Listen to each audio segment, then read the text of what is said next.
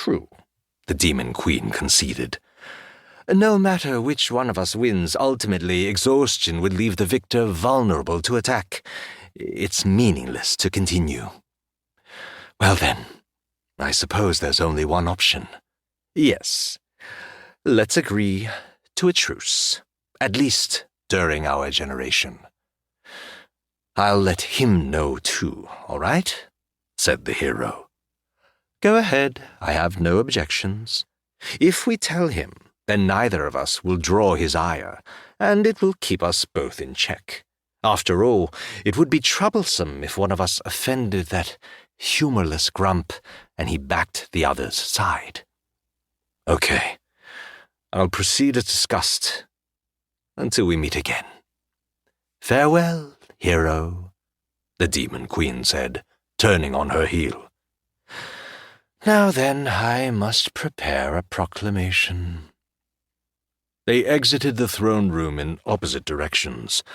Although the air had been thick with tension at the beginning of the battle, the hero and the Demon Queen, polar opposites in all regards, now wore the same expression of wry amusement as they recalled the blacksmith whose commonplace features were weathered by age. Chapter 1. My life begins in another world. When I woke up, I was on my back, and a cloudless blue sky hung high above me. Sitting up, I realized that I'd awoken in a woodland clearing surrounded by lush green plant life. At a glance, it looked like any other forest in Japan, but that was impossible. I was no longer on Earth, or even in the same universe. I was now in a completely new world. Our story began on a day like any other. Back on Earth, I used to work as a software engineer, toiling away 7 days a week, plus holidays and overtime, in order to meet my release deadlines.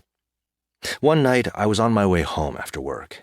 It was around midnight, and I was heading toward the train station. Exhaustion had already claimed me, and I was dead on my feet. But then I saw a stray cat stagger onto the road. It seemed as unsteady as I was, and as I looked on, it stumbled right into the middle of the street. Suddenly, I noticed that a truck was barreling straight for it. Maybe the driver was drowsy, or on their phone. Maybe they were just being careless. Regardless, they showed no sign of slowing down at all, and gave no indication that they'd even seen the cat.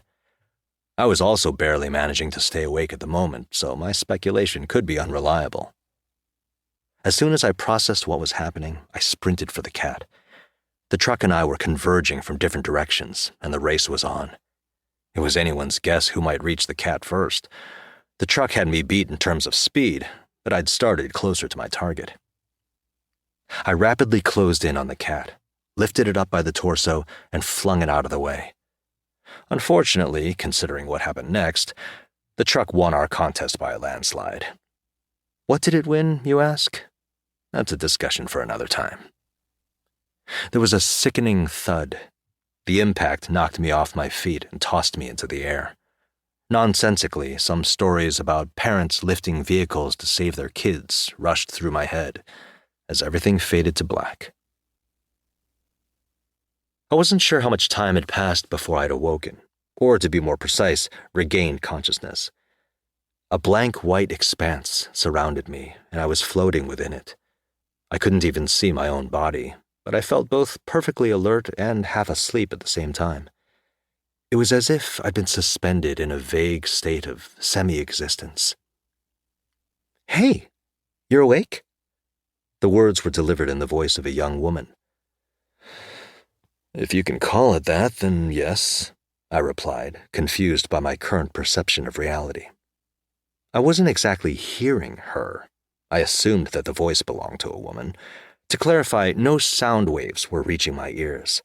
I also wasn't really speaking, since speech was defined as air passing from the lungs through the vocal cords to produce vibrations. Telepathy might be the most fitting term for our communication. She was projecting her thoughts toward me, and likewise, I sent my thoughts toward her. It was a circuitous interpretation of a conversation. To keep listening to this audiobook, I've left you a link in the description so you can do it, at no cost thanks to Audible's 30-day free trial.